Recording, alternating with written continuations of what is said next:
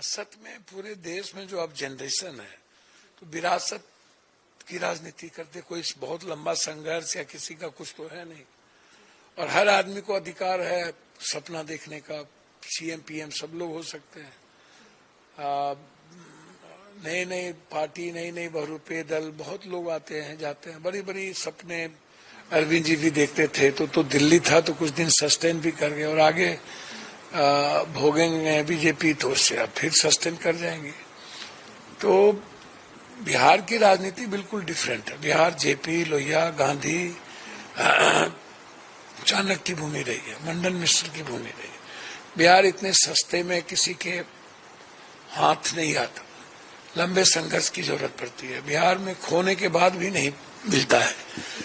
तो जब बात अलग है कि जातीय समीकरण अपनी अपनी दृष्टि से लोगों को ताकत दे देती है। बिहार चूंकि जातीय आधार की राजनीति, गोलबंदी बिहार में ज्यादा होती है। वहाँ बहुत हिंदू मुसलमान भी हो जाता है, लेकिन जातीय गोलबंदी ज्यादा है। दूसरी बात, कौन पार्टी आती है कौन पार्टी नहीं आती है ये मैटर नहीं है। कौन नए आ रहे हैं कौन जा रहे हैं, इसमें भूमिका किसकी है, कौन है, ये इम्पोर्टेंट है। सवाल है कि नीतीश कुमार जी एक तरफ लाडले मुख्यमंत्री है और दूसरी तरफ नीतीश कुमार जी सीएम है और उसके नेतृत्व में घटक दल चलते हैं। और सभी लोग कहते हैं कि कोई वैकेंसी नहीं है। नीतीश कुमार जी, आप जो लोग चुनाव लड़ना चाहते हैं या लड़ रहे हैं, तो क्यों केंद्रीय मिनिस्टर के बाद लड़ रहे हैं, ये तो वो बताएंगे कि क्या चाहते हैं। नव संकल्प की बात वो कर रहे हैं। तो 14 सालों में 20 सालों में क्या बीजेपी और नीतीश कुमार जी बिहार को नहीं बना पाए? तो चिराग जी का कहना है कि बिहार बनाना है, तो अच्छी बात है, सही कह रहे हैं। तो बिहार बिगड़ा हुआ है ना, तो 20 सालों में तो बिहार को बर्बाद कर दिया बीजेपी और जदयू की घटक दल ने। ये हम नहीं कह रहे हैं, ये चिराग जी कह रहे हैं। नव संकल्प तो अच्छी बातें हैं, बनाना चाहिए चिराग जी को। हम भी चाहते हैं कि चिराग जी के मन में यदि बिहार बनाने की है तो उसके लिए उन्हें अकेला चलने का राह तो लेना ही पड़ेगा। जब तक आप रिस्क नहीं लेंगे तब तक आप कुछ नहीं हो पाएगा। तो चिराग जी चले अकेले, या ये न्यू लॉन्च है नीतीश को फिनिश करने का। देखिए, बीजेपी जब बाला साहब ठाकरे के और बादल के नहीं हुए, जिसने बीजेपी को 2 से कहां पहुंचा दिया, सबसे पुराना एलाइज बाला साहब ठाकरे हैं, तो किसके होंगे? शिंदे के नहीं हुए, चौटाला के नहीं हुए, महबूबा के नहीं हुए, ममता के नहीं हुए, रेड्डी के नहीं हुए। नीतीश को कितने बार गाली दिया, खत्म किया। तो ये लास्ट फिनिश करने के। चिराग जी के बीजेपी हुए, घर तोड़ दिए। बीजेपी तो सब कुछ तोड़ता है, बीजेपी तो यूज एंड थ्रो करता है। बीजेपी किसके है? बीजेपी सियासत, सत्ता और कुर्सी के अलावा किसी के हैं? देश का है, बीजेपी किसी का नहीं है। तो इसको समझिए। चिराग जी को घर से निकाल दिया, फेंकवा दिया, रामविलास जी की तस्वीर फेंकवा दी, हनुमान बना लिया, फिर दूध की मक्खी की तरह उसके भाई को, पारस जी को मिनिस्टर बनाया। जब आप पारस जी को मिनिस्टर बना के जो आपका पैर छूने के अलावा दूसरा कोई काम ही नहीं किया, और जिसको आपने मिनिस्टर बनाया वो एक काम नहीं कर सके तो आगे क्या काम करेगा? गिरिराज है, ललन जी है, सब है। तो भैया, जब मिनिस्टर केंद्र में हो तब जब बिहार के लिए कोई सोच नहीं सकते हो तो आगे कौन सा सपना देखेगा कोई? तो बेकार की बात है। सब कुछ प्लान्ड है और बीजेपी कहीं पे निशाएं कहीं पे निगाहें हैं। और जदयू में इतने ना विभीषण पैदा हो गए, तो वो नीतीश कुमार जी को फिनिश। देखिए, नीतीश कुमार जी बीमार है, ये तो ठीक है भैया। तो ये अच्छा, ये नहीं, मुझे नहीं।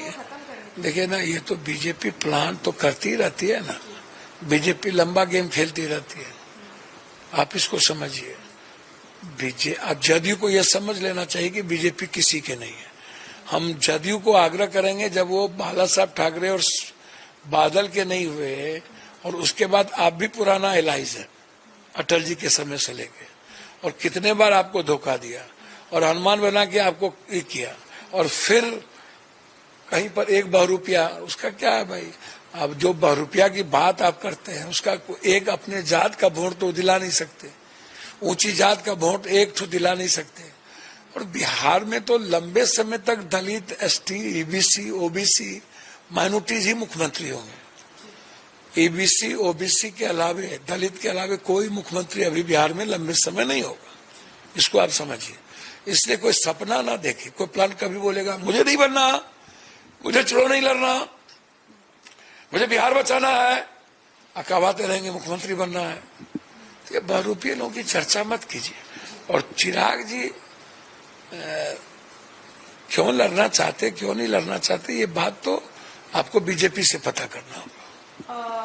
सर, मेरा आखिरी सवाल आपसे होगा, वहीं पे तीसरा टेन्योर जो है एनडीए सरकार का चल रहा है, वहीं पे प्रधानमंत्री ने कहा है कि ये जो टेन्योर है वो डेवलपमेंट का है और विमेन के लिए है। कैसे देखते हैं? और आज एक प्रेस कॉन्फ्रेंस भी कर रहे हैं इस पूरे अपने टेन्योर का। विमेन के लिए तो मध्य प्रदेश में देख ही रहे हैं बीजेपी, और क्या कहते हैं, पेट में दर्द था तो वो ले जा रहे हैं ऑफिस में, और लोगों को आप देख ही रहे हैं विमेन का टेन्योर क्या है। अब विमेन के बारे में कैसी सोच रखते हैं सेंगर, ब्रजभूषण, या इन लोगों की सोच कितनी खतरनाक है, विमेन की इकोनॉमी की क्या स्थिति है, वो तो आप देख ही रहे हैं। दूसरी तरफ पुलवामा पर सेकेंड टाइम आ गए, पुलवामा की राजनीति हुई, आप उसको उठा करके देख लीजिए। तीसरी चीज, नरेंद्र मोदी जी से ये पूछना चाहिए कि 11 बार ट्रंप ने कहा कि मैंने सीज फायर कराया। 11 बार ट्रंप ने कहा मैंने सीज फायर कराया, ठीक है, उसका एक बार जवाब नहीं दिया। पहले आप बोलते थे लव लेटर भेजते हैं अमेरिका और जाके पूछते हैं क्या करना चाहिए। आप तो लव लेटर छोड़िए, पूछना छोड़िए, आपको तो आदेश आया और आप झुक गए। तो पहला, आप 11 साल में पहली उपलब्धि। दूसरी, 18 बार हमले हुए, आपने क्या किया? RDX और 47 कहाँ है? और 4 आदमी जो आके मार के चले गए वो कहाँ है? जब आप 4 आदमी को नहीं ढूंढ पाए तो आप देश कैसे चला रहे हैं, तो भगवान जाने। दूसरी, तीसरी चीज, आपने एक भी वेपन खरीदा, आप अग्निवीर क्यों लाए? आप 1.25 लाख लोगों की भर्ती किए, 2 करोड़ नौकरी का क्या हुआ? और एजुकेशन, हेल्थ दुनिया में हमारा कहाँ है? वाटर और हवा की स्थिति के कारण 90% बीमारी मेरे यहाँ डेवलप होती है। आप उस पर काम किए। जो देश नदी को सिर्फ नदी समझती है, पानी समझती है, वर्ल्ड हेरिटेज बना लिया, वह जन्नत में है। जो देश नदी को भगवान जानती है वो दुनिया को खत्म कर दिया। अपने देश के इंसान के लिए पानी पीने के लायक नहीं बना पाया।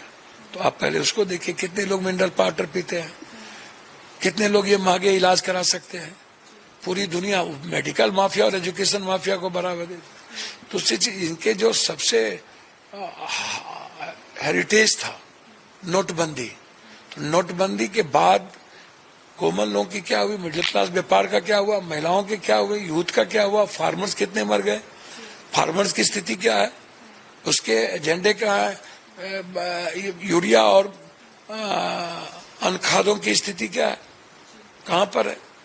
तो आप आम आदमी की बात करते ही नहीं है, आप बात सिर्फ कुर्सी की करते हैं, सिर्फ तोड़ने की, सिर्फ बांटने की बात आप करते हैं। नोटबंदी पे चर्चा नहीं, GST पे चर्चा नहीं, आप डॉलर पे चर्चा नहीं, आप रुपये पे चर्चा नहीं, रुपये की वैल्यू दुनिया में सबसे कमजोर है, आप शेयर मार्केट पे चर्चा नहीं, आप जाली नोट पर अब चर्चा नहीं, 15 लाख पे चर्चा नहीं, आप स्विस बैंक से पैसे लाने पर चर्चा नहीं। आपने जितने वादे प्रथम बार किए, भ्रष्टाचार, चुटकी, यो पाकिस्तान को तो खत्म। तो आप पाकिस्तान को तो ऐसे थूक फेंकेंगे तो बह जाएगा। पाकिस्तान को तो चाइना वेपन देती है, तुर्की करता है, दुनिया में इन चीजों को आप उठा के देखिए। तो आप इसको समझिए कि पहली बार झूठ पे, सेकेंड बार पुलवामा पे, थर्ड बार चुनाव आयोग, ED, CBI, आप इसको देखिए। ये भारत को देखिएगा ना, उसकी इकोनॉमी 6,000 से 12,000 पर कैपिटा इनकम की स्थिति है।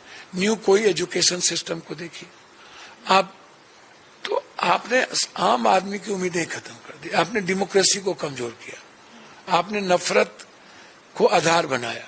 अब सियासत के लिए अच्छा नेहरू से लेके राहुल गांधी तक आप गाली देते रहते।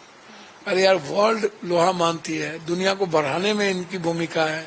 राहुल गांधी को गरियाते रहते हो, 20 साल के बाद भी, 11 साल के बाद भी आप राहुल गांधी को गरियाओगे।